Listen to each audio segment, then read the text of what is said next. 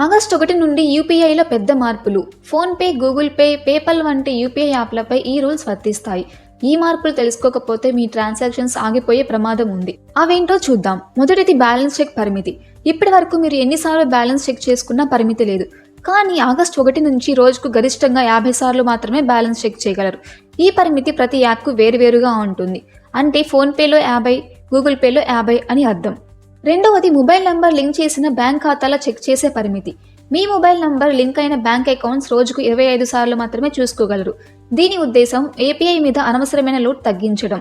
మూడవది transaction status check చేసే పరిమితి. ఇక నుండి ఒక యూపీఐ ట్రాన్సాక్షన్ స్టేటస్ని రోజుకు గరిష్టంగా 3 సార్లు మాత్రమే చెక్ చేయగలరు. అంటే ఒకసారి మీరు ఫోన్పేలో పేమెంట్ చేసినట్లయితే అమౌంట్ పెండింగ్ అని చూపిస్తుంది. మీరు వెంటనే ఒకసారి స్టేటస్ చెక్ చేస్తారు. మళ్ళీ రెండోసారి చెక్ చేయడానికి కనీసం 90 సెకండ్ల గ్యాప్ తప్పనిసరి. ఇలా రోజు మొత్తానికి ఆ ట్రాన్సాక్షన్ స్టేటస్ 3 సార్లు మాత్రమే చెక్ చేయగలరు. నాలుగవది autopay time slots. OTT subscriptions, EMIs వంటివి ఇప్పటి నుంచి నిర్ణీత టైంలో మాత్రమే ప్రాసెస్ అవుతాయి.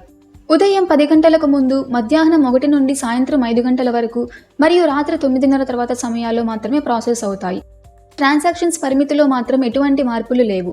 సమాజానికి అవగాహన కల్పించడం, సర్వర్ మెరుగుదల కోసం మిస్యూజ్ నివారించడం లక్ష్యంగా ఎన్పీసీఐ అంటే national payments corporation of India ఈ మార్పులు తీసుకొస్తోంది.